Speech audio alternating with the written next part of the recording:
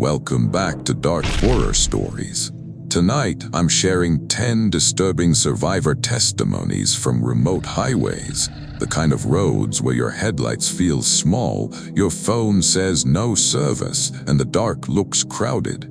Make sure to hit that like and subscribe button and let me know where you're watching from in the comments. Story 1. The stretch of highway I'm talking about doesn't show up in anyone's scenic drives lists.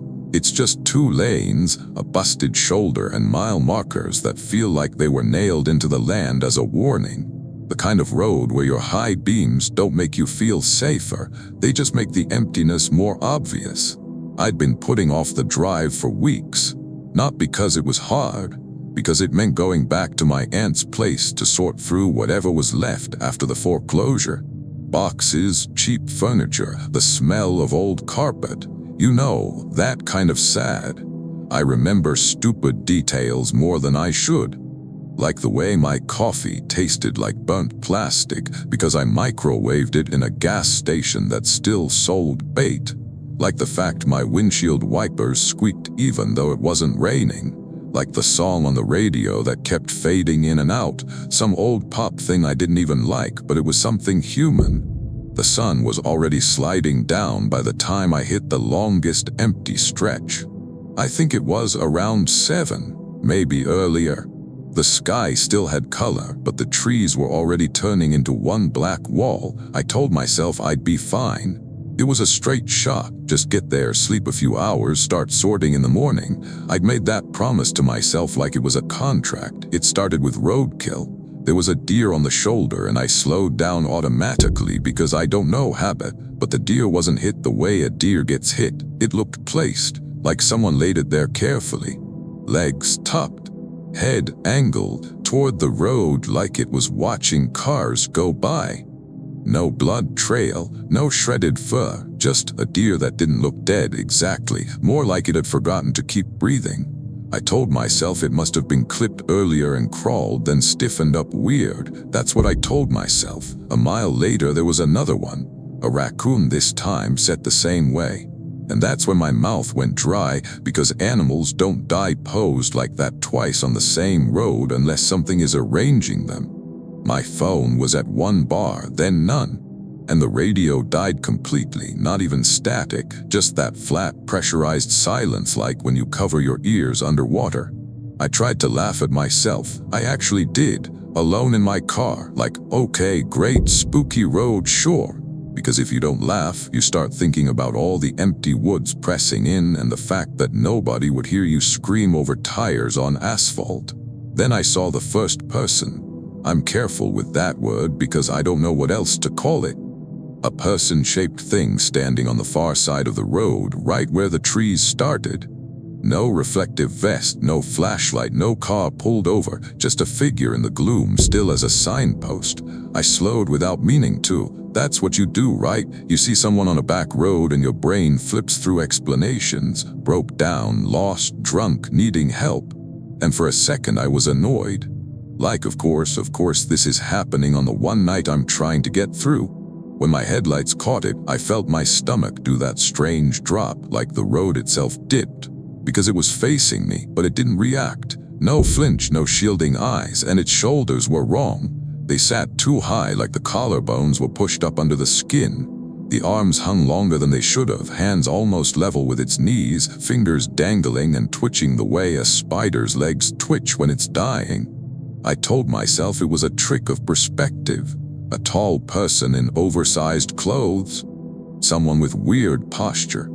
Then it turned its head, not quickly, not with surprise, smoothly, like it was mounted on a bearing. And as it turned, the headlights showed me the side of its face, if you can call it that. No eyes, not in shadow, not closed. Just blank skin stretched where eyes should be, like someone had pressed thumbs into dough and smoothed it over again. I didn't stop. I didn't wave. I didn't honk. I hit the gas so hard my knee popped against the steering column. In the rearview mirror, it didn't shrink the way things do when you speed away. It stayed too present, like it was keeping pace without moving. And I know how that sounds, but that's what it looked like the distance wasn't working right. I kept telling myself it's nothing. It's a deer stand. It's a mailbox on a post. anything except what my hands already knew. 5 minutes later, maybe 10, I saw headlights ahead. A truck pulled onto the highway from a dirt road, old and boxy, with one tail light out.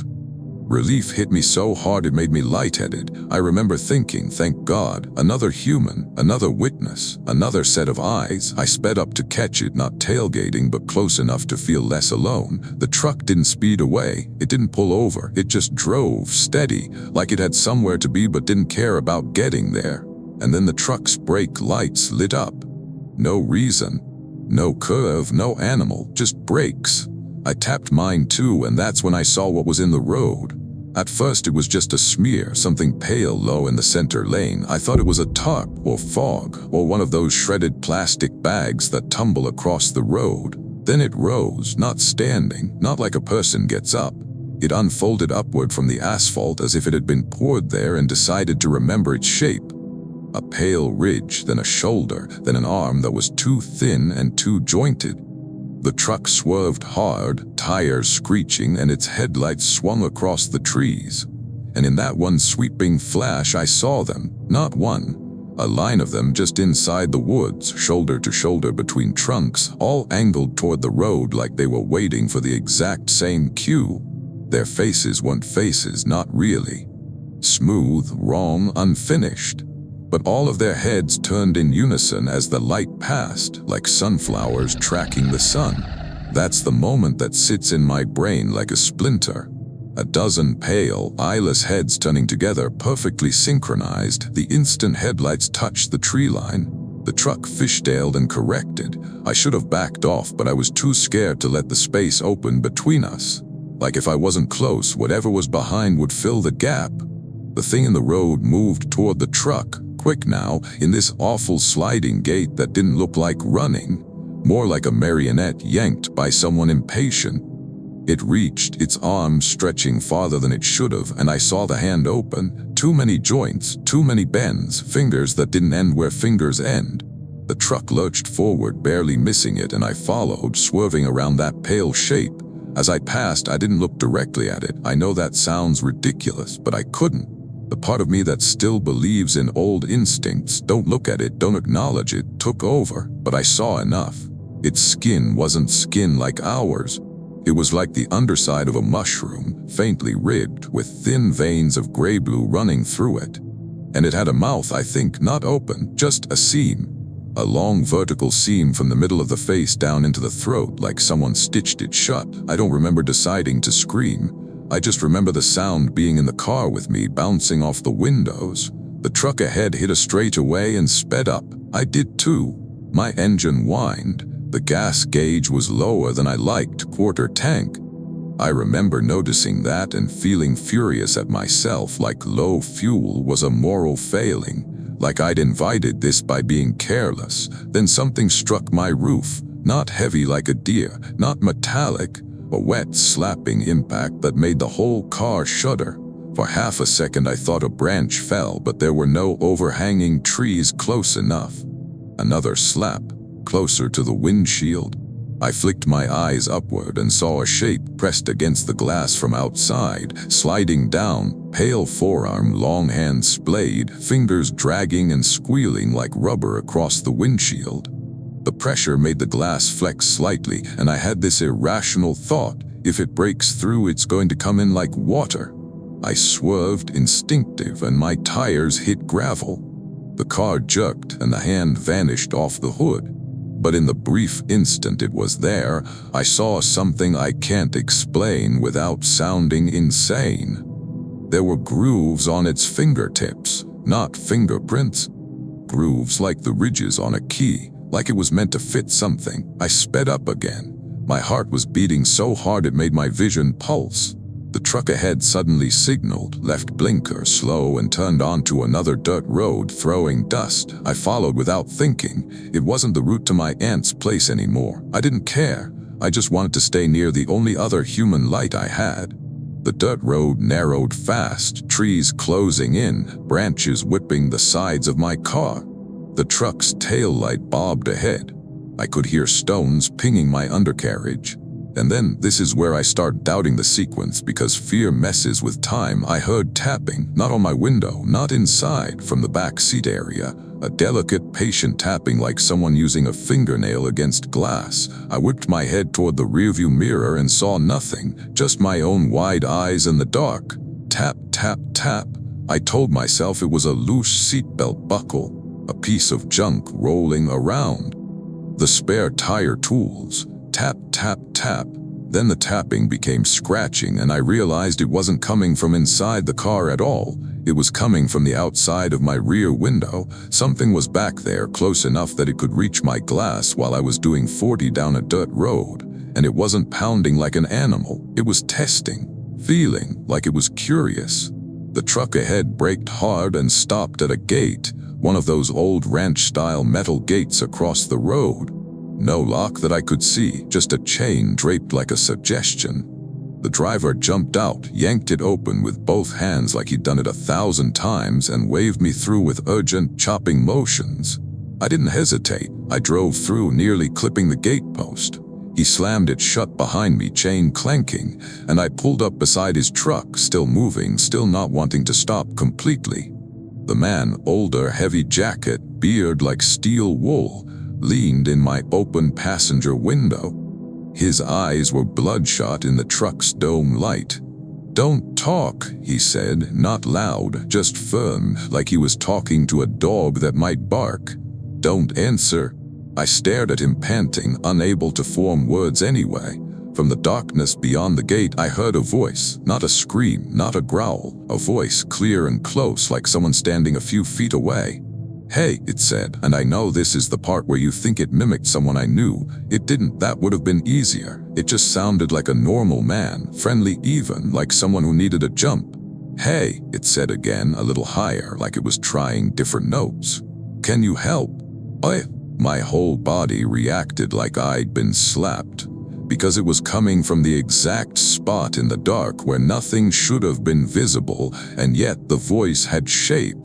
I could picture a mouth speaking it. I could picture lips. That's what made it wrong. The man by my window didn't look toward it. He kept his gaze on me, like if he looked away for 1 second, something would change. "Drive," he told me, and his voice cracked on the word. "To the house. Lights on, don't stop." There was a house up the road, small, squat, porch light burning. The kind of place that looked like it had been built to endure loneliness. I drove, gravel sprayed, my hands were numb on the wheel. The voice followed us along the fence line, staying just out of headlight reach. "You left something," it called, conversational. "You dropped it." Then, softer, almost like it was embarrassed. "Please." I didn't answer. I couldn't. My throat felt glued shut. We reached the house. The man's truck pulled in first and he honked twice, short, angry honks. A second later, the porch light brightened and another light flicked on inside. A woman opened the door but didn't step out. She just watched, holding something long in her hands, maybe a shotgun, maybe a broom, I honestly don't know. My brain was too flooded to catalog it properly. The man parked, got out, and without asking, opened my driver door and half-dragged me toward the porch like I was going to faint. I remember the texture of his sleeve against my arm, rough wool that smelled like smoke. Behind us at the gate, there was a slow metallic rattle, like fingers running along the bars. The man shoved me inside the house.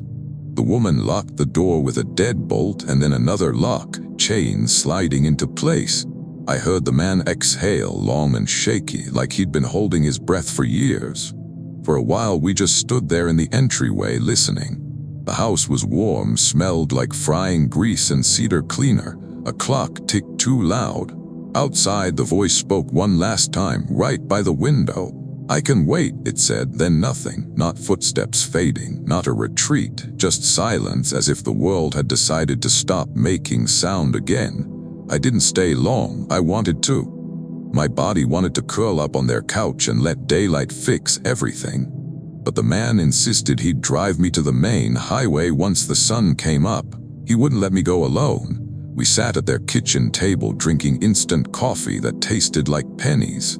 I remember staring at the woman's hands as she stirred sugar, her nails bitten down, one finger wrapped in tape. Normal human details, anchors. When dawn finally came, the man walked out first. He stood on the porch scanning the tree line like a rancher checking for wolves. He waved me to my car, and that's when we saw it, the aftermath proof, the quiet confirmation that made my stomach twist all over again. On my rear window, in the dust and condensation, there were perfect parallel grooves, 5 of them, like someone had dragged the ridged edge of a key downward. Not scratches, not random, evenly spaced, deliberate. And they started at the top of the glass, which meant whatever made them had been tall enough to reach over my roof while I was driving. The man didn't touch them. He just looked at me and said, "You don't take that road again." I nodded like a child. I drove home in full daylight and still felt watched, like the trees remembered me. Like the road had teeth and I'd slipped between them by accident. I never went to my aunt's place. I hired someone else to clear it out. I told them there was mold, which wasn't even a lie. Old places always have mold. It's just not the kind I was scared of. Sometimes when I'm stopped at a light and I see my reflection in the rearview mirror, I think about those eyeless faces turning together. I think about that polite voice saying please, and I still catch myself listening for tapping on the glass, like a patient hand asking to be let in. Story 2. The highway through the basin looks harmless in the day. Just long, sun-bleached pavement cutting through scrubland and low hills with the kind of sky that makes you feel like an ant. But at night it turns into something else, an empty corridor where your headlights are the only proof you exist. I was driving back from a job out west, contract work, boring stuff, the kind of thing that makes your back hurt and your mind go blank. I'd been living on vending machine dinners for 2 weeks. My car smelled like salt and old energy drinks. I had a crumpled fast food bag on the passenger floor that kept sliding into my ankles every time I braked. And I kept promising myself I'd stop at the next town, get a real meal, maybe sleep. But the next town kept being 40 miles away, then 60. I think it was a Thursday or maybe Friday. I just know I was tired enough that my thoughts had that slow, thick quality, like they were moving through syrup. I saw the sign for a rest area and took it without thinking. Not a proper rest stop with bright lights and vending machines, just a pull-off with a couple picnic tables and a bathroom building that looked like it was made of cinder blocks and regret. The lot was empty, no other cars. The bathroom light was on, but it flickered like it was trying to decide if it deserved electricity. I parked under the one sickly lamp and sat there with my hands on the wheel, listening to my engine tick as it cooled. I remember feeling weirdly grateful for that sound, like the car was alive and keeping me company. I got out to pee. Simple, human, not scary. The air smelled like dust and warm stone. Somewhere out in the darkness, an insect chirped in a steady pattern that made the silence feel measured. Inside the bathroom, the fluorescent light buzzed loudly enough to make my teeth feel gritty. One stall door hung crooked. There were old flyers taped to the wall, missing dog, yard sale, something about church breakfast. I stared at them while I washed my hands because I didn't want to look at the mirror. I don't know why I didn't want to look at the mirror. It wasn't a conscious thought, just a little internal push, don't. When I finally glanced up anyway, I saw myself, tired face, dark circles, hair stuck up, nothing unusual. Then the mirror fogged, not all at once like humidity. It fogged in a perfect oval right over where my reflection's face should be, like someone had breathed on it from the other side. I actually laughed, just a short nervous sound. I told myself the bathroom was cold and my face was hot from driving and maybe my breath hit the glass weird. That's a normal explanation, it's fine.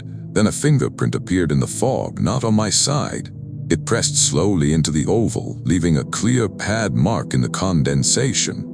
Too large to be mine, and it dragged downward in a single smooth line, as if tracing the shape of my nose. I backed away so fast I hit the stall door and made it bang. The light flickered harder, and behind my reflection, this is the part that I replay like a broken clip, I saw something standing in the doorway, not inside the bathroom, in the doorway blocking it. It looked like a woman at first glance, long hair, narrow shoulders, but the hair wasn't moving at all, not even with the draft, and the way it stood, it wasn't putting weight on legs the way a person does. It was balanced too perfectly, like it could hold that position forever. I spun around.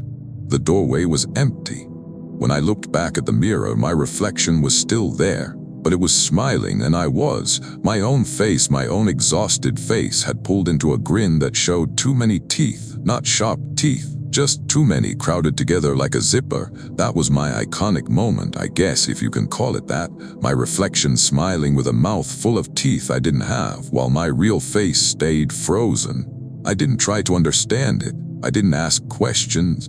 I didn't do the horror movie thing where you lean closer like curiosity is stronger than survival. I bolted out of the bathroom so hard I almost slipped on the concrete step. The rest area lot was the same, empty, my car under the lamp, but the driver's side door was open. I know I locked it. I know I did because I'm obsessive about that. I always hit the lock button twice. It's a compulsion. I even remember hearing the little chirp. The door stood open anyway, just a few inches, like someone had cracked it to let air in. I walked toward it slowly, keys clenched between my fingers like a weapon. My mouth tasted metallic. My whole body felt like it was vibrating. Inside the car, the dome light was on, and in the back seat, right behind the driver's headrest, there was a damp imprint on the upholstery, like someone had pressed their face into it and left a wet oval. Not sweat, not rain.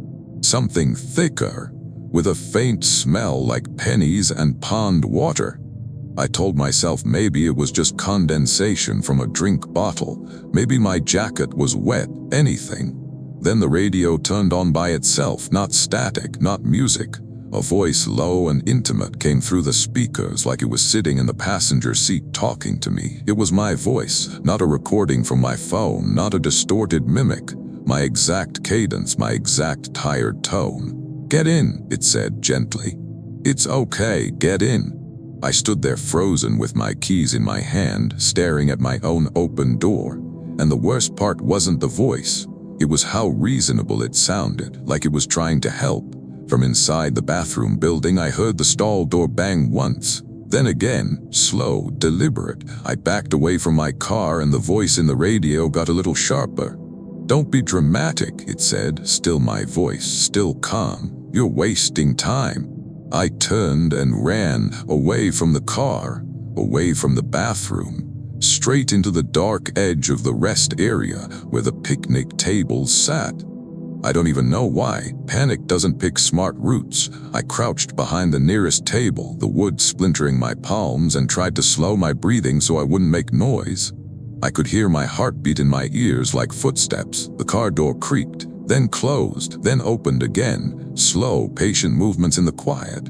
The radio voice continued, now muffled by distance, still speaking in that tone I use when I'm trying to soothe myself. "You're tired," it said. "Come on, you can sleep." A shape moved under the lamp, crossing the pavement.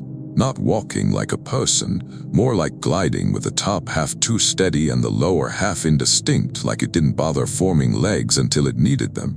It paused by my car. The dome light flared brighter like something lined in.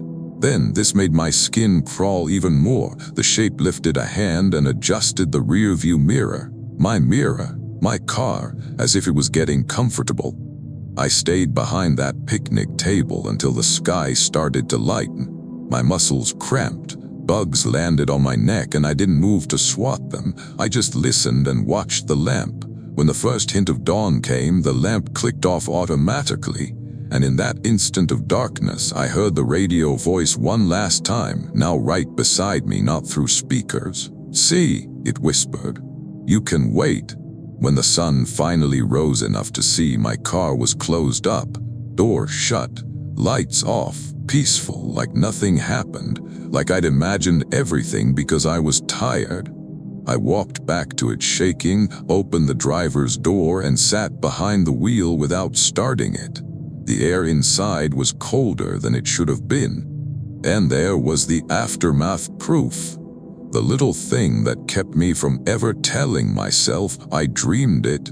On the inside of my windshield, right above the steering wheel, there was a single greasy handprint, 5 fingers, too long, and in the center of the palm, pressed into the film, was a faint oval pattern, like the ridges of a fingerprint but shaped like a mouth. I drove away in full daylight with my windows down, even though it was cold, because I couldn't stand the feeling of sealed glass anymore. And I don't use rest areas like that, not the lonely ones. If I'm tired, I'll keep driving until I see other cars.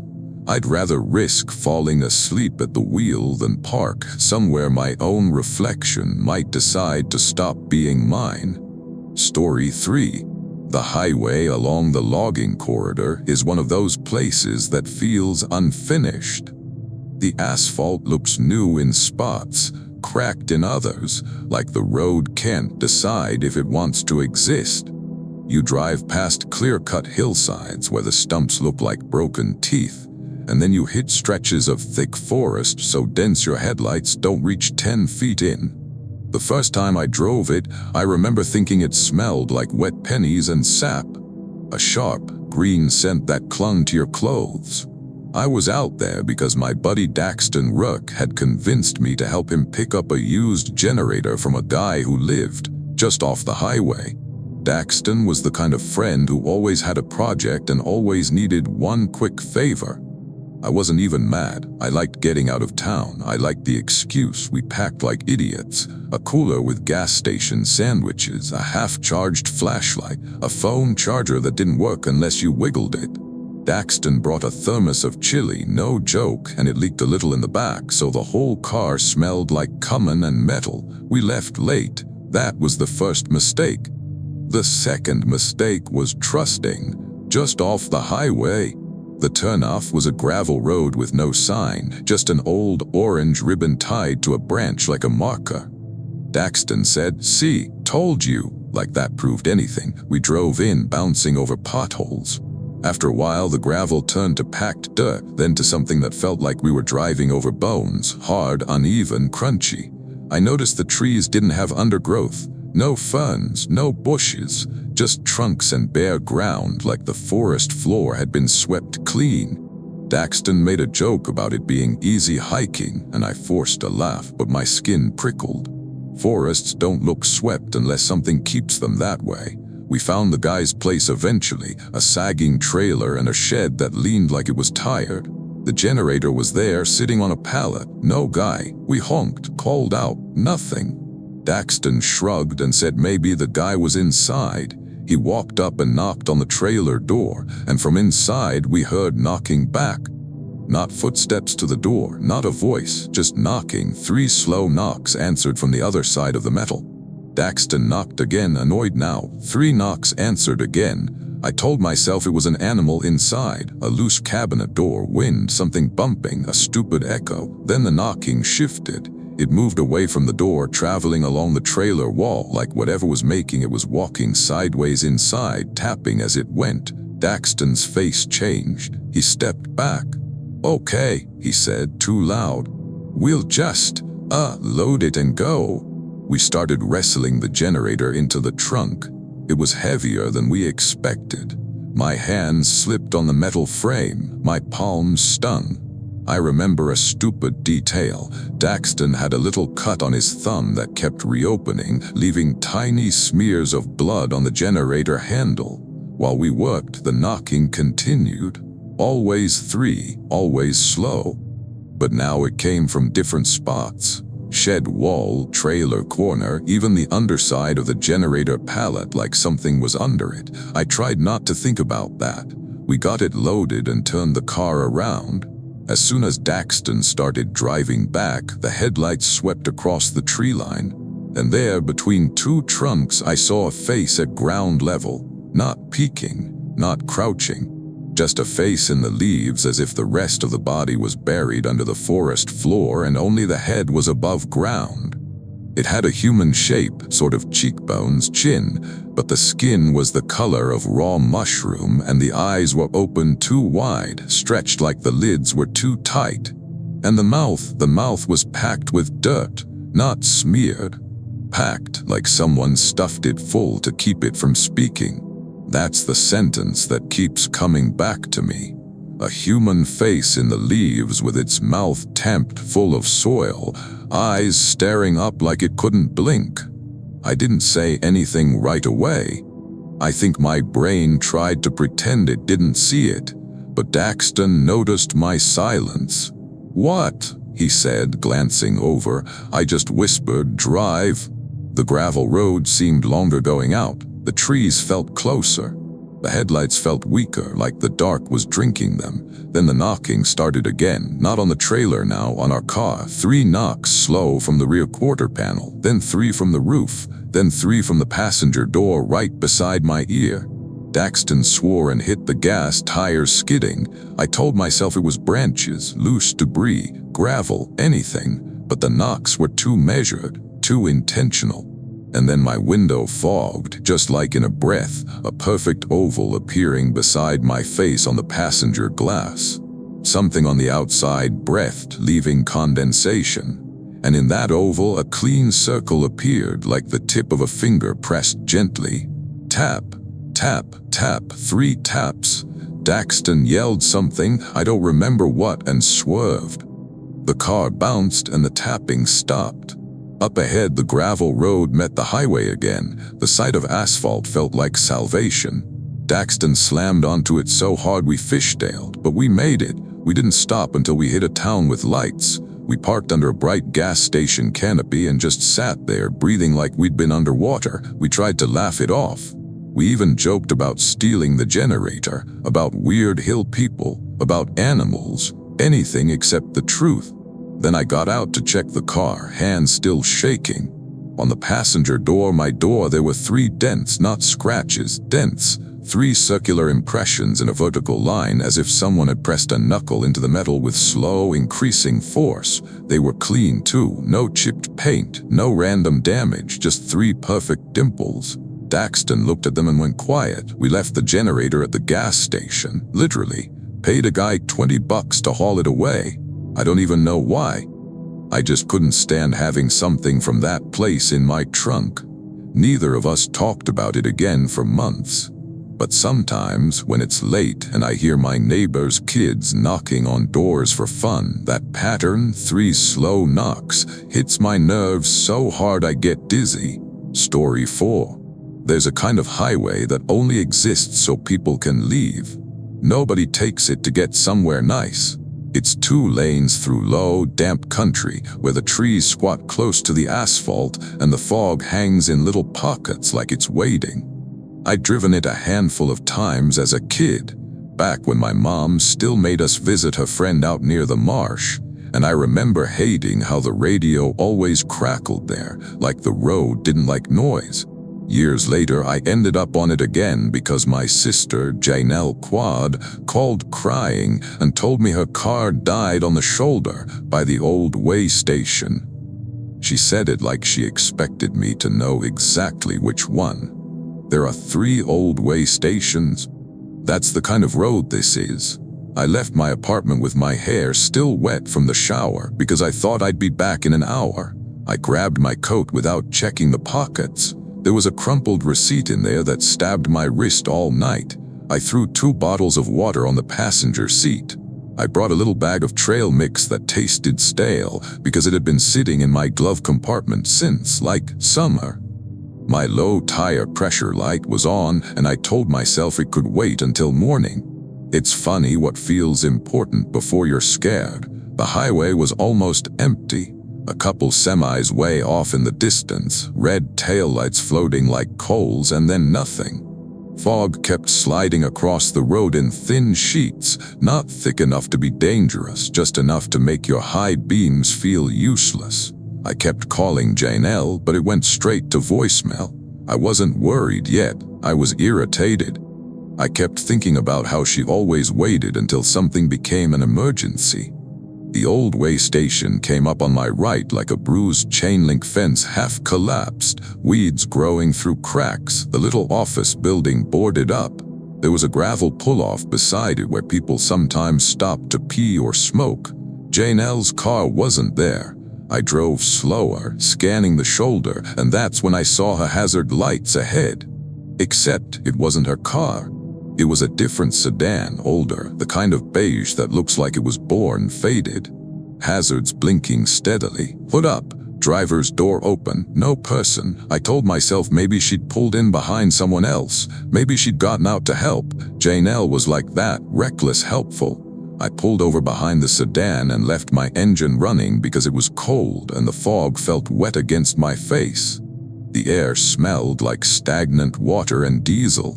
Somewhere out in the marsh grass, something made a slow, clicking sound. At first I thought it was a bird. Then I realized it was too regular, like someone tapping a spoon against glass. I called out, "Hello!" and my voice sounded small, eaten immediately by fog. I walked up to the open driver's door. Inside, the cabin light was on. There was an open glove box, a paper map spread across the passenger seat, an empty cup in the holder that had lipstick on the rim. That made my stomach tight because I'm not a lipstick person and Janelle doesn't wear it either. That was someone else, another woman maybe. Recently, because the lipstick looked fresh, glossy in the light, I told myself she'd probably just left the cup there earlier, that it meant nothing. I leaned in and saw the keys were still in the ignition, dangling. The radio was off. The air vents were blowing on full like the fan had been left running, and in the back seat there was a child's shoe, just one, tiny sneaker, gray with a bright green stripe. It sat upright like it had been set there carefully. I took a step back from the car and felt the hairs lift on my arms, because that's not normal. You don't leave your car on the side of a remote highway with your door open and your kid's shoe sitting neatly on the seat. I tried to force my brain into rational tracks, breakdown plus panic. Someone walked for help. Shoe fell off by accident. The kid threw it. Fine, fine. Then the clicking sound stopped. I realized in a delayed way that the marsh had gone quiet too. No insects, no frogs, no wind through grass, just the faint tick of the sedan's hazard lights and my own breathing. I should have gotten back in my car right then, I know that now, but I did that awful human thing where you think, I can't just leave if someone needs help, I can't be that person, so I called again louder. "Hey, are you okay?" From inside the boarded way station office across the ditch, a voice answered. Not shouted, not muffled like it was coming through wood, clear as if the person was standing right beside me. "Yeah," the voice said, a woman's voice, calm, "I'm fine." It made my stomach do a strange flip because the office was boarded up. The door had plywood screwed across it and the windows were black. Nobody should be in there, and even if someone was, they wouldn't sound that close. I stared at the office and said stupidly, Did you break down?" There was a pause, just long enough to feel like someone thinking, choosing. Then the voice said, "I'm with your sister." My mouth went dry so fast it felt like I'd swallowed cotton. "What?" I said. "Where is she?" "In here," the voice said, still calm. "She's cold, come on." I took 2 steps toward the ditch before my brain caught up and yanked me back, because the office was dark, and the voice didn't sound scared or stressed or anything. It sounded pleased, like it had said the right thing, and it hadn't said Janelle's name. It hadn't asked mine, it was just using your sister, like it had been listening. I tried to tell myself maybe Janelle was inside because the sedan wasn't hers, maybe she'd found shelter, maybe she'd called someone and this was that someone. I tried to build a safe story out of flimsy parts. Then I heard Janelle, not from the office, from behind me down the highway, faint in the fog. "Maurice," she called, my name stretched the way she stretches it when she's annoyed, like I was late, like she'd been waiting and it was my fault. Relief hit me so hard my knees went weak. I spun around and peered into the fog. I saw a shape by the shoulder, someone standing a little ways back, just beyond where my headlights reached. "Janelle," I called. "Where are you?" "I'm right here." "Maurice," she called again, closer now. "Come here, my phone's dead." I took a step toward the voice and my foot hit something on the gravel. It was another shoe, gray with a green stripe, the matching pair. It was placed neatly at the edge of the shoulder, toe pointing toward the fog like a sign. That was the moment that snapped something inside me. Two tiny matching sneakers lined up on the gravel, both toes aimed into the fog like they were pointing the way. My skin went cold, not metaphorically, like the temperature dropped around my body. My breath puffed out because the shoes weren't scattered, they weren't kicked off, they were arranged. I backed up without taking my eyes off the fog. "Janelle," I said, trying to keep my voice normal. "Stop playing, where are you?" The shape in the fog shifted forward, and the voice said, too softly now, "Come on." It sounded like Janelle, but the cadence was off. Like it was reading her voice from a list of options, like it knew the sound but not the meaning. From the way station office, the calm woman's voice called again, overlapping like it was getting impatient. "She's in here," it said. "Hurry. 2 invitations. 2 directions." Both too sure of themselves. My heart was hammering. I could feel it in my throat. I didn't know where to look. Fog made everything feel like it was happening inches from my face.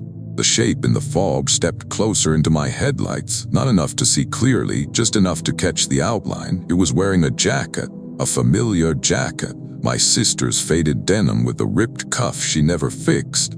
I recognized it instantly, and that made my stomach lurch. But the thing inside it wasn't my sister. The sleeves hung too long, the cuffs dangling below where hands should have been. The shoulders were too narrow, pinched, and when it leaned forward slightly like it was trying to be seen, the denim jacket wrinkled in a way that suggested there wasn't a normal chest beneath it, more like the fabric was draped over a frame of sticks. I told myself it could be fog playing tricks, distance distorting. I told myself it was a stranger wearing a similar jacket, and I was panicking. Then it lifted one sleeve, and from the cuff slid out something that looked like fingers, except they weren't jointed right. They moved like they were full of water, bending in places fingers don't bend, and the fingertips weren't rounded. They were flat like someone had cut them clean. I stumbled backward into my car door. The thing in the fog took another step, silent on gravel. No crunch, no shuffle. It called my name again. And I swear, it sounded closer than it was, like the sound was coming from the air right beside my ear. "Maurice." From the way station office, the other voice said, sharper now, "Come inside." I didn't decide to run, my body did it. I dove into my car, slammed the door, hit the lock button so hard my thumb hurt, and jammed the key to start. The engine turned over and died. For half a second, the dash lights flickered like the whole car took a breath and stopped. I tried again, turned over, died. The thing in the fog was right at the edge of my headlights now. I couldn't see its face. Fog ate it, but I could see the denim jacket clearly, and that was worse. Like it had stolen the most convincing part. I tried a third time and the engine caught, sputtering, then roaring alive. Relief and terror hit at the same time like nausea. I threw it in reverse, not even looking, just trusting the empty lot behind me. Gravel sprayed. The sedan's hazard lights blinked in my rear view, steady as a heartbeat. As I backed out onto the highway, my headlights swept past the way station office. And in the brief wash of light behind one of the boards on the window, I saw an eye, not a human eye, not animal either, too large, too wet, and it wasn't set in a face. It was embedded in darkness like a pearl pressed into tar. It blinked slowly. I hit the gas and didn't stop.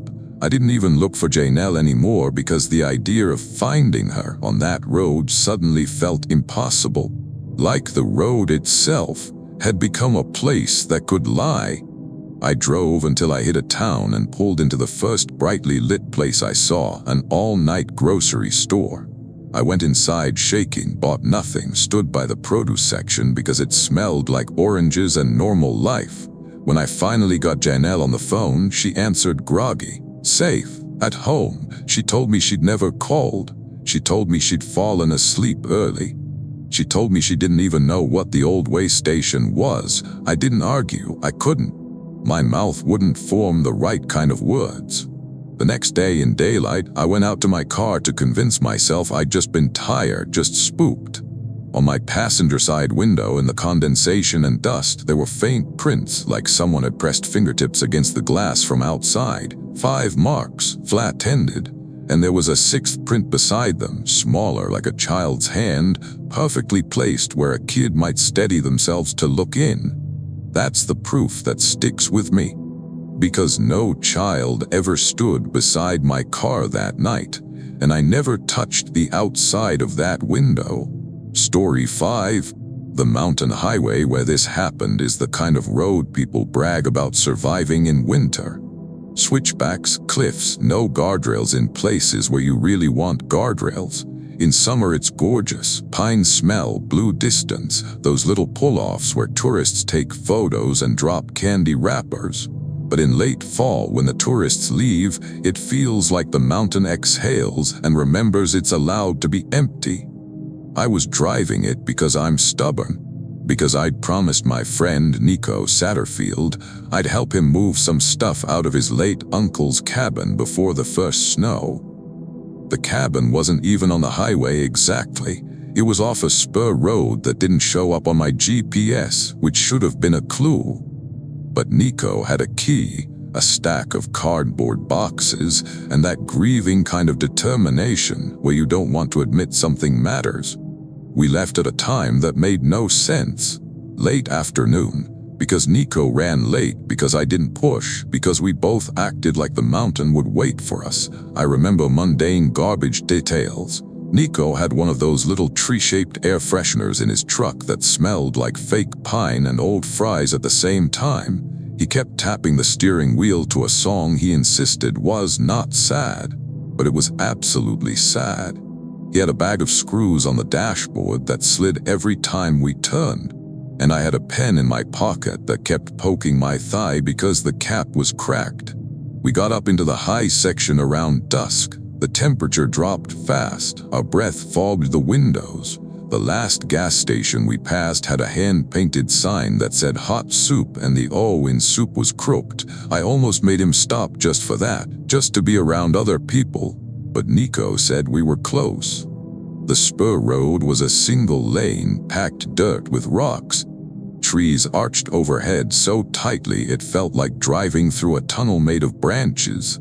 The truck's headlights made the trunks flash by like bars. Halfway down the spur road, we saw the first thing that didn't fit. A deer, alive, standing in the middle of the road. That's not unusual, except it didn't flinch. It didn't turn. It just stared at us, head angled slightly like it was listening for something behind the sound of the engine. Nico slowed and honked once. The deer didn't move. I told myself it was injured, stunned, sick. I'd seen animals freeze before. Then the deer opened its mouth, not to bleat, not to breathe. Its jaw unhinged downward farther than it should have, stretching like the skin at the throat was too loose, and something pale slid out, long and thin like a tongue, except it was jointed. It bent in segments. I made a sound I didn't recognize as my own. The deer's eyes stayed locked on us while that pale thing flicked the air like it was tasting. That was the iconic moment, the one that pops up in my head when I'm trying to fall asleep. A deer standing perfectly still while a segmented, finger-like tongue unfolded out of its mouth and tested the air. Nico swore and put the truck in reverse. The deer didn't chase. It didn't leap away. It just lowered its jaw back into place with a slow, careful motion, as if it was putting on a mask. Then it stepped off the road, not into the forest like a deer would. It stepped behind a tree trunk and disappeared like it had never been there. No crunch of leaves, no snap of twigs, just gone. We backed up until the road widened enough to turn around, and then we did what two rational adults do when something breaks reality. We argued about it. Nico said maybe it was sick, rabies, parasites, a deformity. He got defensive, like the mountain needed to make sense for his uncle's cabin to mean something. I wanted to believe him. I did. I wanted a neat box labeled science that I could tape shut. So we kept going. Because we're idiots and because turning around meant driving all the way back down the mountain in the dark, and part of me was still trying to pretend this was just a weird animal and we'd laugh later. We reached the cabin about 20 minutes later. Small one-story wood darkened by weather, porch sagging, a single window reflecting our headlights like a blank eye. Inside, it smelled like old smoke and damp wool. Nico flipped a light switch and nothing happened. No power, of course.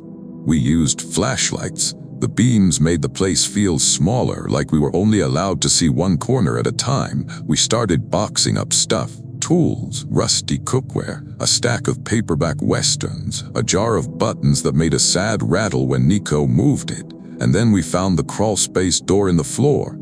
It was a square panel near the back room, half hidden under a rug.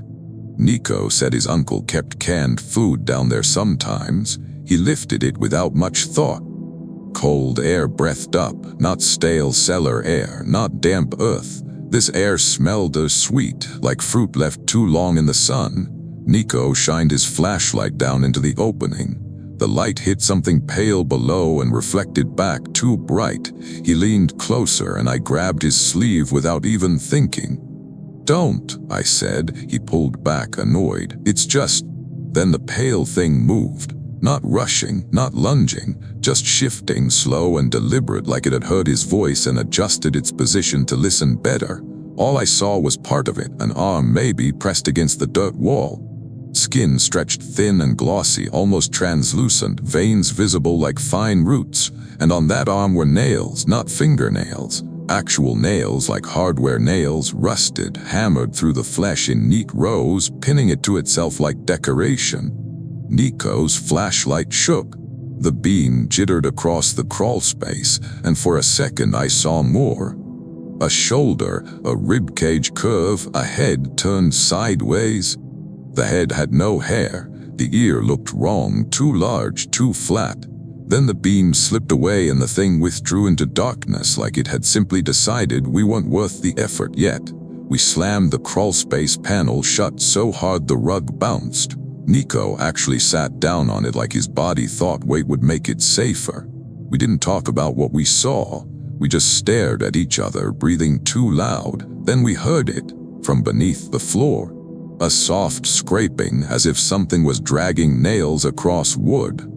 Slow, patient, circling, Nico whispered we should leave. I nodded so hard my neck hurt. We abandoned the boxes. We didn't take the heirlooms. We didn't lock the cabin. We just grabbed our flashlights and went out into the cold. The forest outside was completely still, like it was holding its breath. We ran for the truck. When we reached it, the driver's side door was open. Nico froze. "I shut it," he said, and his voice went thin. "I shut it." I believed him. I watched him shut it. And yet it hung open, inviting. Inside the cab on the seat was a single button, a little plastic button yellowed with age, from the jar we'd been boxing up, a useless domestic thing that had no business being here now. We didn't get in right away. We stood there, shaking, staring at that button like it was a threat. Under the cabin porch behind us, the scraping grew louder, faster, like something was getting excited. Nico dove into the truck, slammed the door, and I followed. The engine struggled, coughed, then caught. We tore down the spur road, branches whipping the sides. In the rearview mirror, I saw something pale on the cabin porch, just for a second. A shape half in shadow. It didn't chase, it didn't wave. It just stood there with its head tilted, listening to the truck fade away like it was memorizing our sound. We didn't stop until we hit the main highway. We didn't speak until we were descending, until the air warmed a little and my hands stopped cramping. The next morning, daylight and shame made me want to rationalize, to tell myself we panicked, to tell myself it was an animal in the crawl space, that the nails were some weird trash, that we spooked ourselves. Then Nico texted me a photo. He looked at his jacket in the light and found 3 small holes along the lower back, perfectly spaced in a straight line like someone had pressed something sharp through the fabric from the inside out. He swore he hadn't fallen. He swore nothing snagged him, but those holes were there. Clean, deliberate, like the cabin had marked him quietly so it wouldn't forget. Story 6. There's a stretch of highway that cuts through basalt country, black rock, scrub, and these long, shallow valleys where the wind always seems to be coming from the wrong direction. Even in daylight, it feels like a place that doesn't want you lingering. At night, it's worse because the dark out there isn't soft. It's clean and sharp, like it could slice you if you stepped into it. I only took that road because my cousin, Verity Halden, was getting married upstate, and I'd promised I'd show up early to help set chairs. Stupid promise. The kind of promise you make because you think roads are just roads. I'd packed like a normal person. That's what kills me about it. I had a garment bag with a dress I was trying not to wrinkle. I had a Starbucks cup in the console that had gone cold and tasted like pennies when I sipped it. There was a travel-sized deodorant rolling around under my seat that I kept meaning to pick up at red lights. My dashboard clock was 5 minutes fast and I never bothered to fix it, so I was doing the mental math wrong all night. The highway was empty in that way that makes you hyper-aware of your own headlights. Every reflective post looked like an eye for half a second. I kept flicking my brights on and off, telling myself I was just watching for deer. The sky was clear, but there wasn't much moon. Just stars and the faint white smear of the Milky Way, which should have been beautiful. Instead, it made me feel exposed, like anything could see me from above. I noticed the first odd thing at one of those emergency call boxes. You know, the ones, little metal pillars on the shoulder with faded instructions nobody reads. This one had its door hanging open, swinging slightly, but there wasn't wind strong enough to move it like that. The hinge squeaked on a steady rhythm like it had been pushed recently and hadn't settled yet. I told myself it was just loose. People mess with those. Teenagers. Animals, whatever. A mile later, I saw another one open, then another. All of them on the same side of the road, their little doors yawning toward traffic like mouths. It was such a small thing, but it put pressure behind my ribs like my body was trying to tell me something before my brain agreed. I tried to rationalize it harder. Maybe maintenance crews had come through. Maybe they were checking lines. Maybe the doors looked open because of shadows. I kept reaching for explanations like grabbing at weeds. Then my GPS rerouted. No service, no map tiles, and yet the voice still chirped in that bright, confident tone. Proceed for 12 miles. I remember thinking, that's weird, because it hadn't been talking at all for the last 10 minutes. The next sign I passed said the same thing in chipped paint, proceed 12 mi. Not a real highway sign, more like someone stenciled it on plywood and nailed it up. I laughed once, sharp and humorless, because it felt like the road was mocking me with my own GPS. A few minutes later, I saw a car pulled over on the shoulder. Hazards on, hood down, a normal situation, helpable. I slowed because I'm the type who always slows. I hate that about myself sometimes. The car was a dark SUV, newer, clean, no one standing beside it. The interior lights were on, though, bright enough that I could see movement. At first, I thought someone was climbing around in the back seat for a flashlight.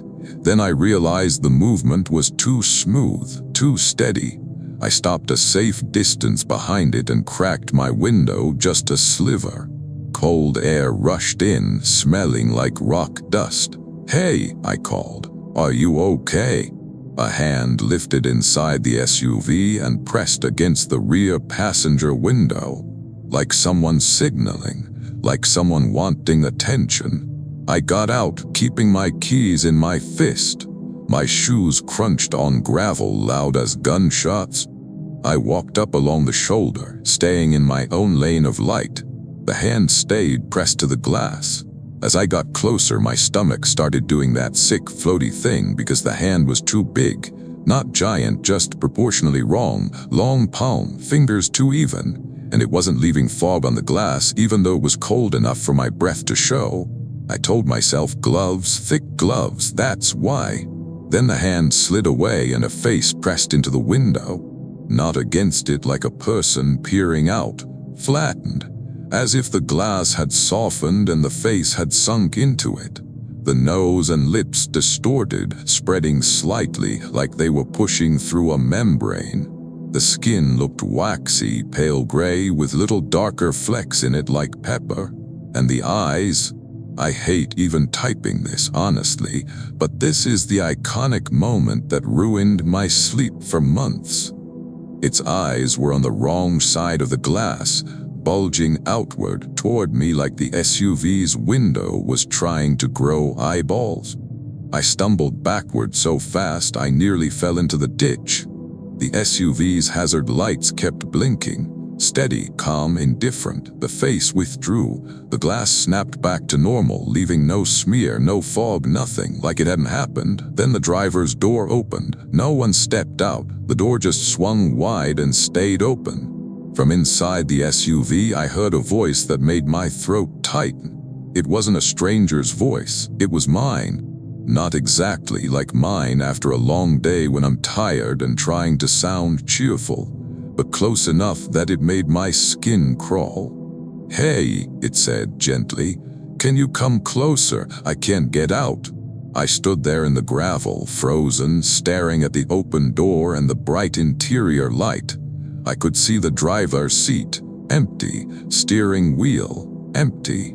The voice came again, same tone, same words, like it was replaying a polite script. "Can you come closer?" I backed toward my car, step by step, eyes locked on the open SUV door. The emergency call box a little farther down the highway, one I hadn't noticed before, began to ring. Not a digital beep, an old-fashioned ring like a landline phone, bright and insane in the empty night. It rang twice, stopped, then rang again. I didn't think. I dove into my car and slammed the door, hands shaking so badly I fumbled the key. I started the engine on the first try, thank God, and floored it. In my rearview mirror, the SUV's interior light went out. Not like someone flipped a switch, like something swallowed it. The call box kept ringing as I passed, the sound following my car for a second like it wanted my attention. For a few miles after that, nothing happened. Just road, just my own breathing, just my headlights carving a tunnel. I started to calm down against my will. That's another thing I hate. Your body will try to normalize anything if it wants to survive. Then I noticed the mile markers. They were counting down instead of up.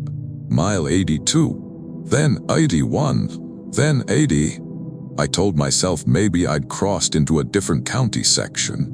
Maybe they reset, maybe I'd never noticed they ran the other way, and then I saw the same Proceed 12 MI sign again, same crooked plywood, same stencil, in the same place relative to a split boulder I'd clocked earlier, like my brain had tagged it as a landmark without asking permission.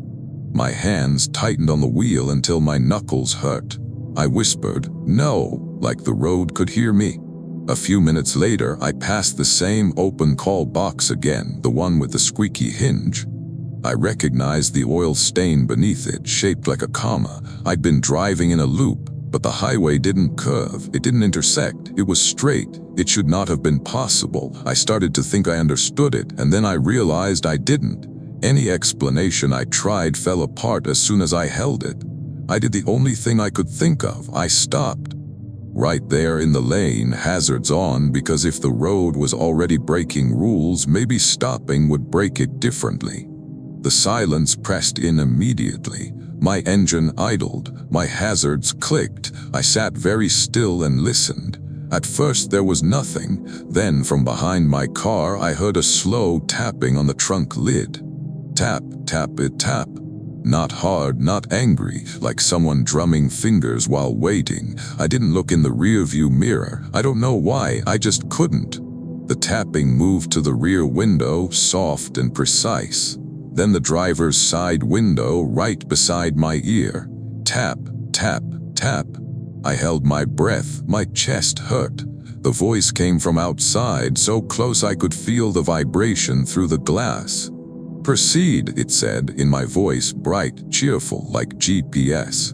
My eyes filled with tears, not from emotion, just panic overflow. I turned the key, put it in drive, and drove. I drove with my eyes locked dead ahead, not trusting mirrors, not trusting side windows, not trusting anything except the thin strip of asphalt my headlights showed me. And eventually, slowly, almost reluctantly, the road changed. The mile markers started counting up again. My GPS went dead. The sky took on that faint pre-dawn gray. When I hit the first actual gas station with real fluorescent lights and a Coke machine humming, I pulled in and sat there shaking so hard I had to hold my own arms. I didn't tell the clerk anything. I bought gum I didn't want. I used the bathroom and stared at my own face in the mirror like I was checking to see if I was still the one inside it. The aftermath proof showed up when I got to Verdi's wedding venue later that morning. I opened my trunk to grab my garment bag. On the inside of the trunk lid, in the dust, there were 12 small oval prints arranged in a neat arc, like fingertips had pressed upward from inside, trying to push the trunk open.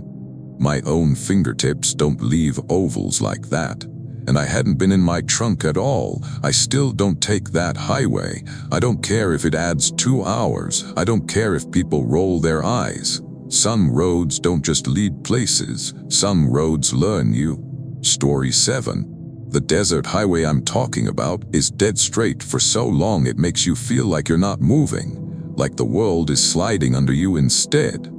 There are stretches where the only things breaking the horizon are power lines and those little mirage shimmers that make distant cars look like they're floating.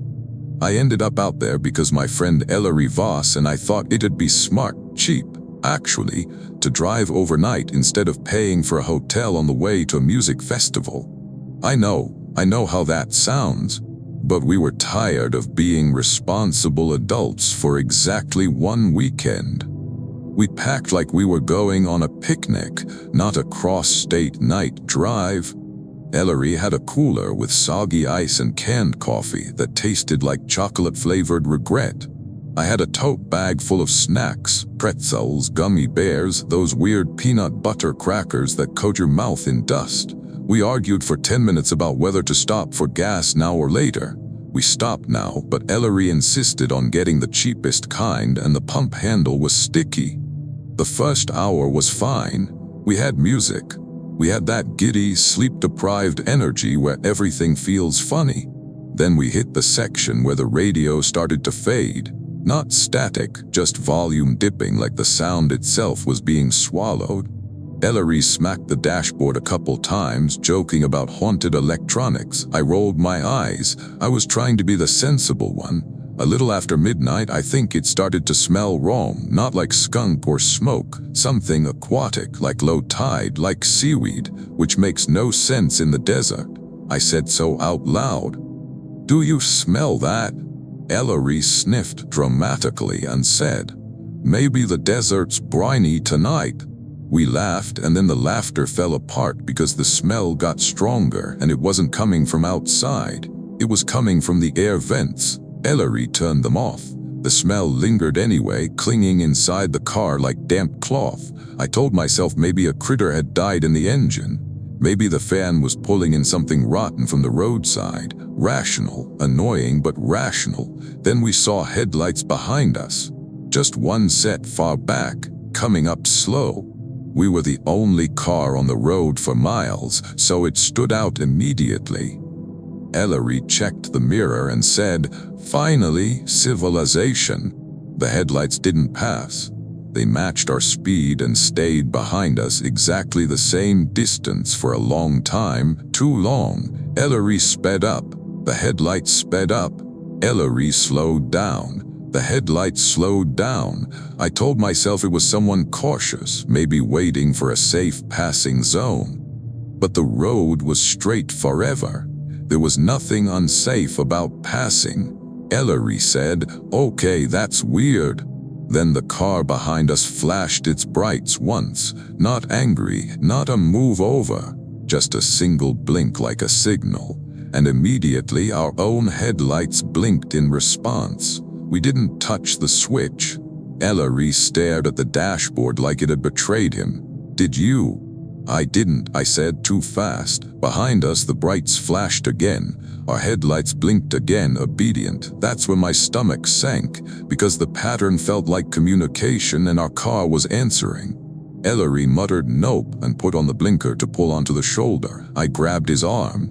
"Don't stop," I said, and I hated how panicked I sounded. He didn't listen. He pulled over anyway, dust kicking up. The headlights behind us pulled over too, stopping directly behind our bumper with no gap. So close I could see their glare filling the back window. Ellery put the car in park and whispered, "Okay, just maybe they need help." He was trying to be brave, or polite, or both. He cracked his door. The instant the seal broke, the smell hit us full force, not low tide anymore. Rotten fish and wet metal. It poured in like it had been waiting outside. Ellery slammed his door again, gagging. The car behind us didn't open any doors, no footsteps, no engine noise, just headlights. Then something tapped on our trunk. One tap, then another. Then a slow dragging sound like a wet finger tracing a line across the paint. Ellery and I both stared at each other in that awful shared silence where you're trying not to confirm what you're both thinking. I leaned forward and checked the rearview mirror, and I saw not a car. There were headlights, yes, two bright circles, but above them there wasn't a hood. There wasn't a windshield. There was just darkness shaped vaguely like a vehicle outline, as if someone had cut the idea of a car out of the night and stuck lights on it. And behind the lights, something tall rose up, too tall to fit in a driver's seat. It leaned forward toward our rear window. The iconic moment is burned into me because it was so mundane and so wrong at once. A pair of headlights floating in empty blackness, and above them, a long wet hand lifting slowly as if it had learned cars from watching. I couldn't see its face. I don't even know if it had won. The glass fogged with that sea-stink condensation, and something pressed against it from outside, leaving a smeared oval like wet skin on glass. Ellery whispered, "Start the car," like it hadn't been running the whole time. I threw us into drive. My hands were the ones moving, not my brain, and Ellery hit the gas. Our tires spun in dust for a second, and in that second the thing behind us made a sound. Not an engine, not a horn. A breathy, sucking inhale like a mouth pulling in air through water. We shot back onto the highway, swerving, my whole body tense like I was bracing for impact. The headlights followed immediately. No delay, no acceleration lag, just there attached to us. Ellery was sweating. I could smell it over the brine stink, sharp and human. He kept saying, "What is that? What is that?" but not loudly like he didn't want it to hear. I told myself it couldn't follow forever. Roads end, towns happen, sunrise happens. Then the highway sign ahead, green reflective, said something I'd never seen on a road sign. Your turn, not exit, not mile, not directions. Your turn. I blinked hard, convinced I misread it. But Ellery saw it too. He said, "What the hell is that?" At the base of the sign, arranged neatly in the sand by the shoulder, were little piles of something pale. When we passed, my headlights caught them and I realized they were teeth. Not animal teeth. Human-looking molars and incisors, cleaned and stacked like someone was playing a tidy game. I made a choking noise. Ellery swore. We didn't stop, obviously, but the sight of those teeth, those careful piles, did something to my sense of safety that I haven't really recovered from. We kept driving until the horizon started to gray. The headlights behind us never changed distance. At the first hint of dawn, the brine smell vanished like a switch flipped. Our radio crackled once and then came back on, blasting static, then music. Ellery almost cried from relief. In the rearview mirror, the headlights behind us were gone. No car pulling away, just empty road. We drove straight into the nearest town, parked at a fast food place that was just opening, and sat there with our hands shaking around cheap coffee. Ellery tried to laugh. I couldn't. The aftermath proof came later when we got out to stretch. On Ellery's trunk in the dust, there was a long wet streak that had dried to a chalky salt line, not smeared like a handprint, more like something had dragged a damp rope across the paint.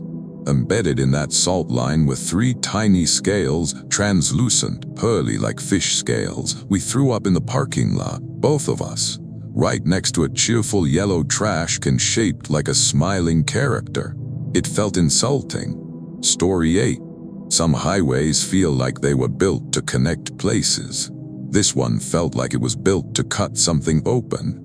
It runs through a section of forest that's been logged and replanted so many times it doesn't look old anymore, it looks managed. Rows that aren't quite straight, ditches that aren't quite natural, even the puddles seem like they belong to someone. I was out there because I'd agreed to drop off a stack of survey stakes for a guy named Bram Ochoa, a friend of a friend who was doing boundary work near a decommissioned fire road.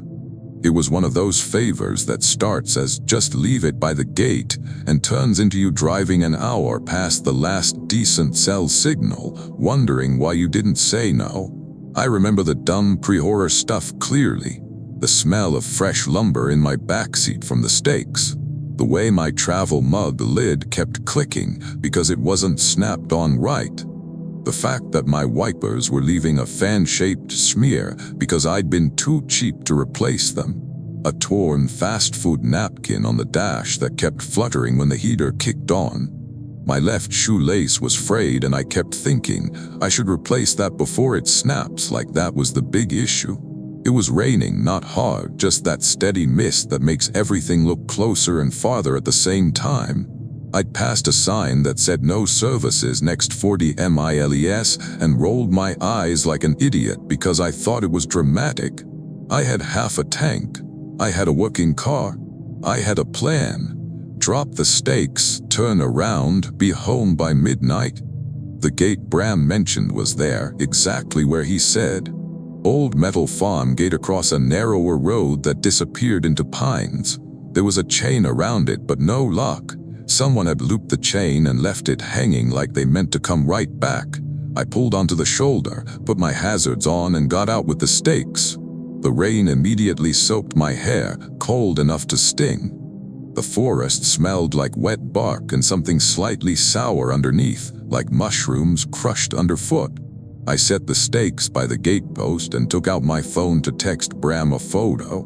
No signal. Fine, expected. I snapped a picture anyway out of habit. My phone did that little click sound and for a second I felt stupidly comforted. Proof, evidence, like pictures keep you safe.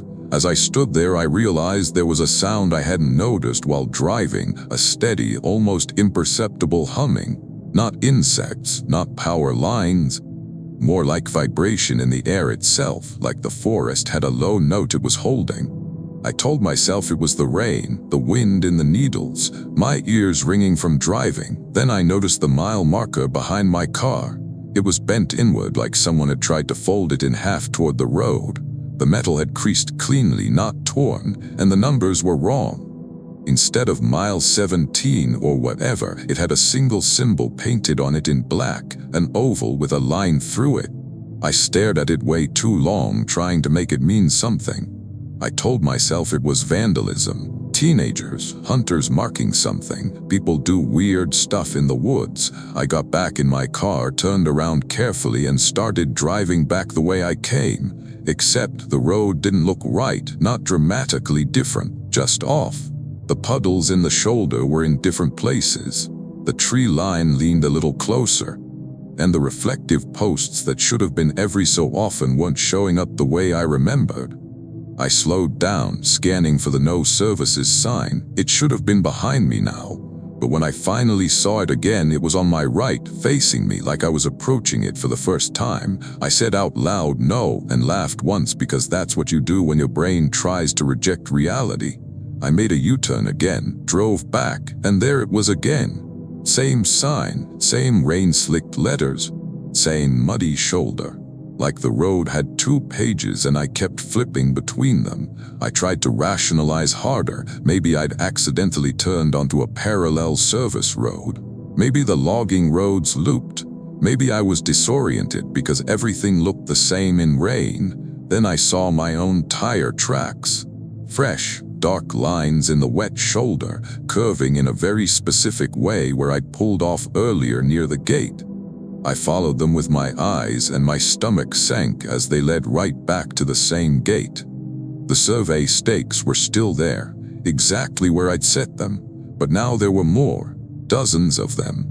Stakes identical to mine, fresh cut, the same pale wood, arranged in a wide circle around the gate like someone had been quietly copying my delivery and multiplying it while I drove in my little loop. That was the moment my brain stopped trying to laugh it off. My 10 pale stakes had become a whole ring of identical stakes, a perfect circle in the rain like a crude fence for something you don't want crossing. I sat in my car with my hazards ticking, mouth open, breathing shallow. I couldn't make sense of it. I couldn't even decide what emotion to pick. Fear didn't feel big enough yet. Confusion was too small. I grabbed my phone again and checked the photo I'd taken earlier. The photo wasn't of the stakes. It was of the gate from a different angle, closer, lower, like whoever took it had been crouched in the ditch. And in the bottom corner of the frame, barely visible, was the side of my own car and me standing by the gate, holding stakes blurred mid-motion. I wasn't the photographer. My hand started shaking so badly I almost dropped the phone. I deleted the picture and immediately felt stupid because deleting it didn't undo the fact it existed. Outside, the humming got louder. It wasn't in the forest anymore. It felt like it was coming from inside my skull, vibrating behind my teeth. My jaw ached. I started the car and tried to pull away, but the engine hesitated like it was chewing on the idea. It sputtered once, then caught. As I rolled forward slowly, I saw movement beyond the gate, just inside the trees where the road vanished into dark pines. Something pale shifted behind a trunk. I didn't get a full look. I'm grateful for that. I saw only a section of it, what looked like a shoulder and an upper arm, smooth and hairless, with rain running down it in straight lines as if the skin was too flat for water to cling properly. It leaned out a little farther and I saw where its elbow should have been. There was no joint. The arm bent anyway, like it was made of soft tubing. And where the hand should have been, there was something like a cluster of thin sticks bound together, flexing as one. My throat tightened. I whispered, "Nope," like that was a spell. The thing didn't rush, it didn't lunge, it did something worse. It copied me. It leaned in the same angle I was leaning forward in my seat. It tilted its head, whatever counted as a head, in the same slight tilt I'd done when I was staring at the circle of stakes, like it was learning my body language from a distance. Then very softly, from somewhere in the trees behind it, I heard the click of my phone camera. That same little shutter sound.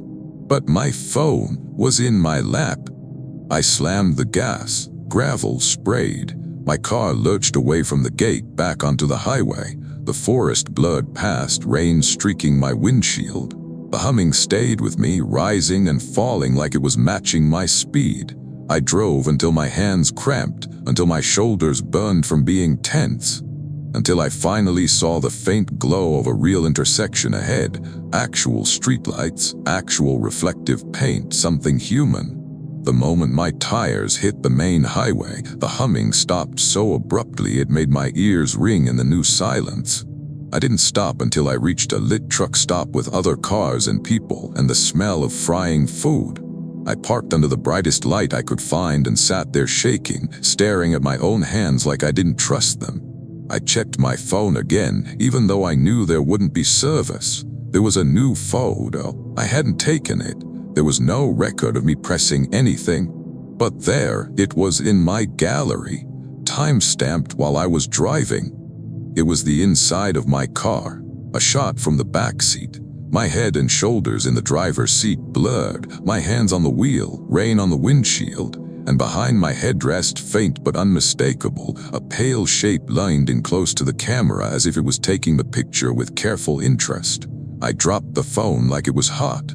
That wasn't even the worst part, though. The aftermath proof came the next morning when the adrenaline wore off and I finally looked at my backseat. One of the survey stakes was there, not rolling around, not snapped, placed neatly across the upholstery like a seat belt, the pointed end aimed toward the driver's seat. It was wet, as if it had been cut minutes ago. I never called Bram. I never went back. I blocked his number, which is unfair maybe, but I couldn't stand the idea of explaining anything. Sometimes I still check my photo gallery like a nervous tick, half expecting to find a new image, something taken from an angle that proves I wasn't alone in my own car. Story 9. The highway through the canyon country is beautiful in that aggressive way nature can be beautiful. Sheer rock walls, narrow lanes, drop-offs that make your stomach tight when you glance too long. It's not a road for late-night driving, but I took it anyway because my brother, Corbin Yates, and I had one of those family obligations that feels non-negotiable at the time. Driving a box of our grandmother's things to my aunt across the state before someone misplaced them. That was the justification. The real reason was grief and stubbornness, and the weird things families do when they don't know how to sit still with loss. We left after dinner, too late. Corbin insisted the drive would be kind of calming. He said that while stuffing beef jerky into his mouth and wiping his hands on his jeans like an animal. The car smelled like leather and peppermint gum because he always chewed it when he drove. I had a plastic bin in the back with old quilts, a teapot, a bundle of letters tied in ribbon, normal dead person objects. The canyon swallowed our headlights quickly. The road narrowed. The rock faces on either side caught and threw back sound in weird ways. Sometimes Corbin's tires on gravel would echo like someone else's tires behind us. We tried to keep it light. We talked about the letters, who they might have been from. We argued about whether the teapot was ugly or vintage. I remember noticing a tiny crack in the corner of Corbin's windshield, shaped like a lightning bolt. I remember my seatbelt rubbing my neck because I'd twisted it wrong. Little discomforts, little normalities. About an hour in, we hit a section where the canyon opened into a wider basin with a pull-off. There was an old sign there, the kind you see on scenic routes, but the paint was so faded it was unreadable. Someone had scraped new words into it, though rough and deep like they used a rock. Don't stop if you hear it practicing. Corbin slowed so we could read it. He laughed once the way you laugh at graffiti. Creepy locals, he said. I should have told him to keep driving. I didn't. I stared at those words too long, letting them settle in my head like a bad seed. We kept going. A few miles later, we heard singing, not on the radio, not from a passing car, singing out in the canyon. It was faint at first, like a person humming to themselves far away. A simple melody that kept starting over. 3 notes, then a pause, then 3 notes again, slightly different, like whoever was doing it couldn't get it quite right. Corbin turned the radio off automatically. We listened. The singing wasn't pretty. It wasn't haunting in a cinematic way. It sounded like someone practicing a lullaby they half remembered, getting frustrated and trying again. Corbin said, "It's probably hikers."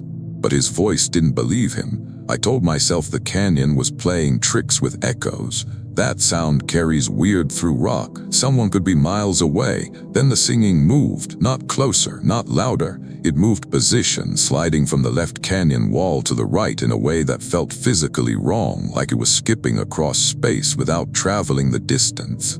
Corbin gripped the wheel tighter. I could hear the leather creak. The melody restarted.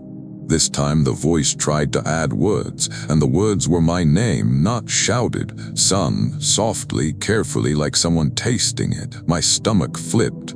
"Did you hear that?" I whispered, because speaking normally felt dangerous. Corbin's eyes stayed on the road. "Yeah," he said, don't answer." The singing tried again, correcting itself like it was learning. "Ka," it started, then stopped, then "Kor." Corbin made a strangled sound in his throat. The iconic moment came when the voice finally got it right. It sang Corbin's full name, first and last, in the exact rhythm my grandmother used when she was calling him in from outside when we were kids.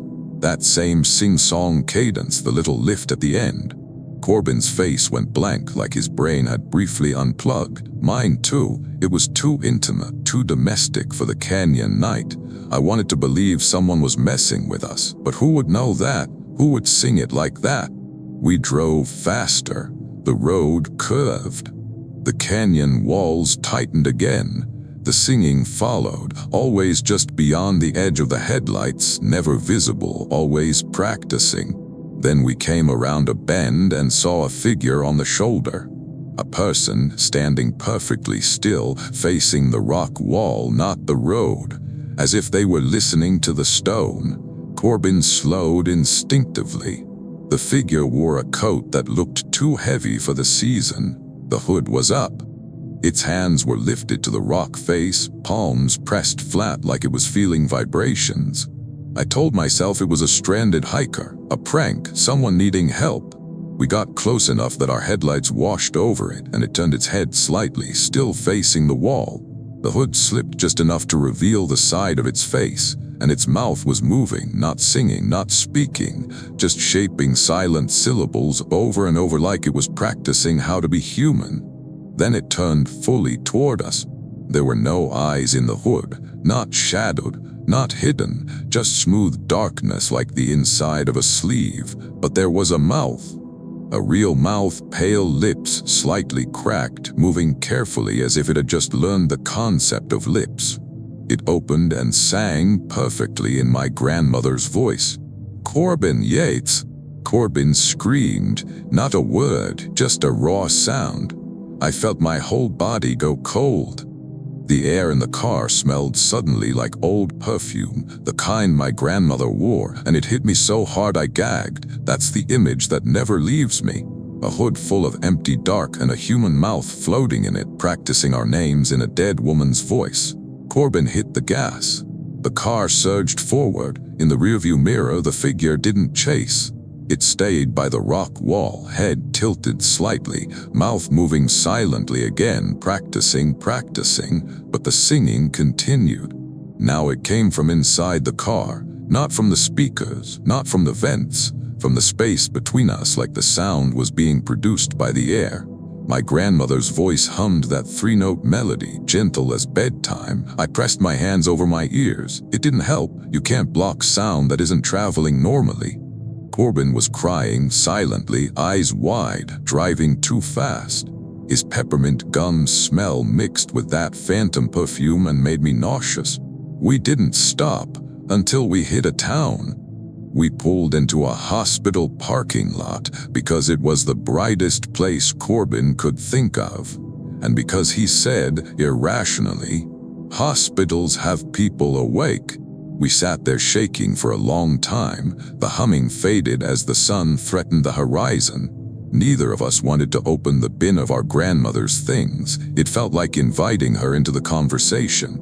The aftermath proof was small and cruel. When we finally got to my aunt's house later, we opened the plastic bin to unload the quilts and letters. On top, neatly placed, was a sticky note. We didn't own sticky notes. Not in the bin, not in the car.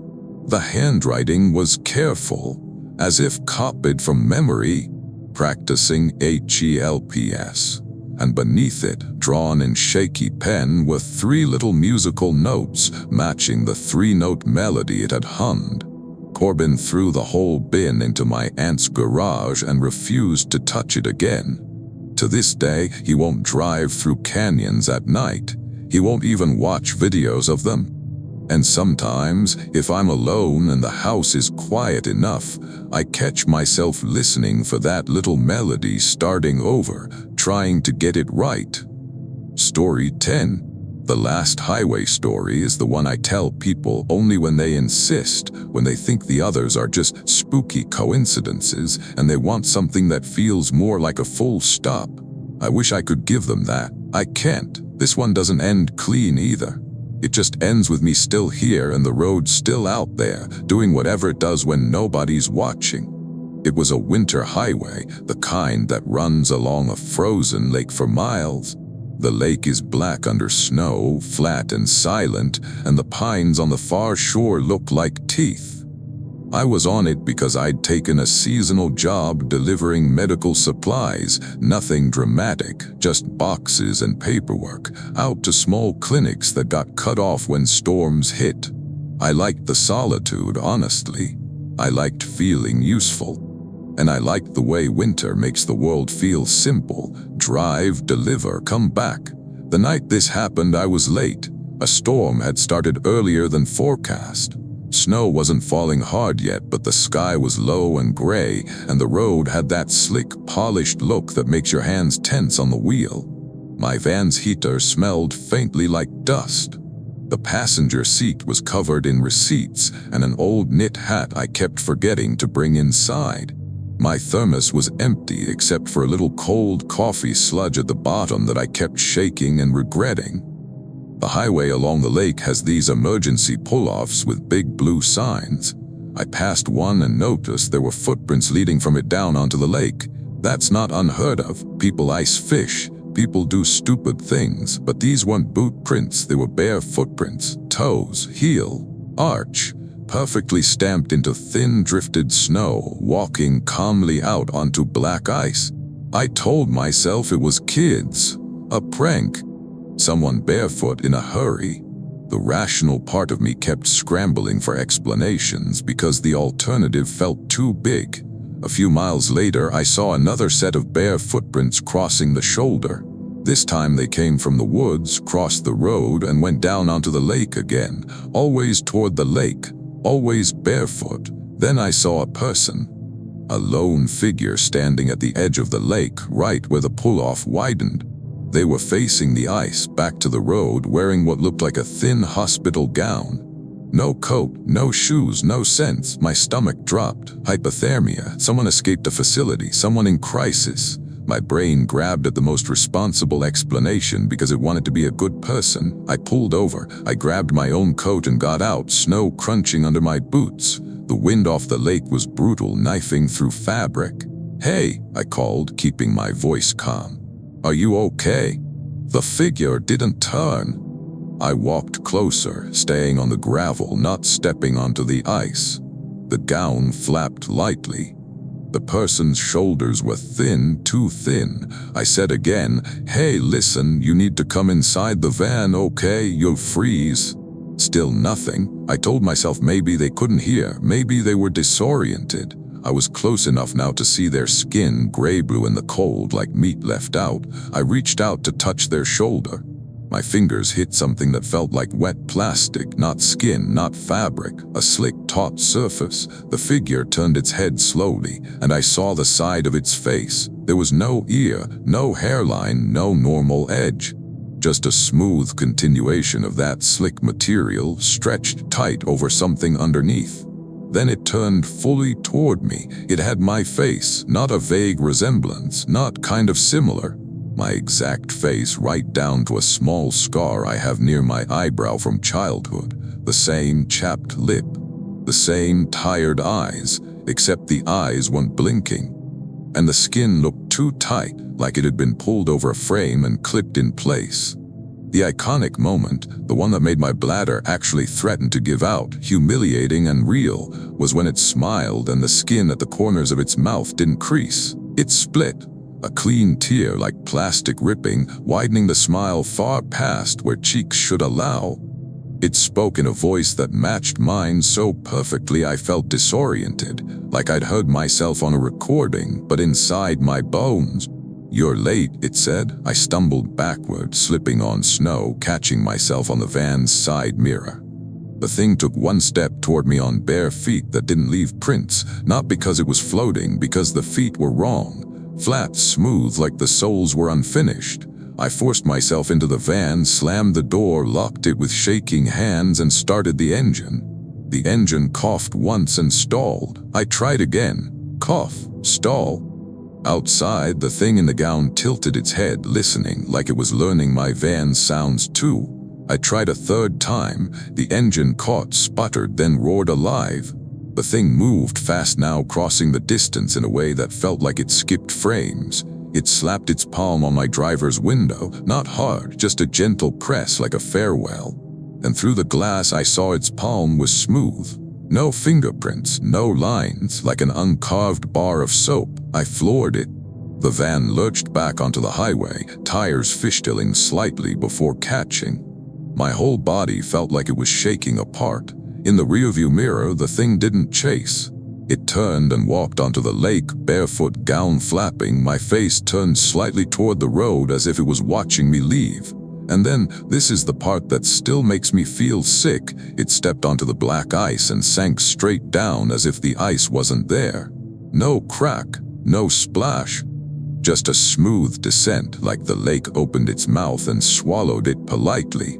I drove the rest of the route in a numb trance, delivering boxes with hands that didn't feel like mine. I didn't tell anyone. I didn't call police. I didn't say there's a person on the lake. I couldn't. What words would I use? The aftermath proof showed up when I got home at dawn and finally took my boots off. Inside my left boot, tucked down by the toe where I swear nothing had been before, was a strip of thin, translucent material. Like shed skin, like a piece of clear glove. When I held it up to the light, it had a faint imprint on it, an outline of my fingerprint, but wrong, too smooth, like someone traced it from memory. I threw it away. I took the trash out immediately. I washed my hands until my knuckles cracked. But sometimes, when I'm driving in winter and the road runs alongside dark water, I get this feeling like I'm being matched. Like something out there is practicing how to be me, waiting for the moment it gets it perfect enough to step onto the road again. Thanks for watching. If you enjoyed these stories, hit that like button and subscribe for more. Let me know in the comments which story unsettled you most, and share this with your friends who love a good scare. Until next time, stay safe out there.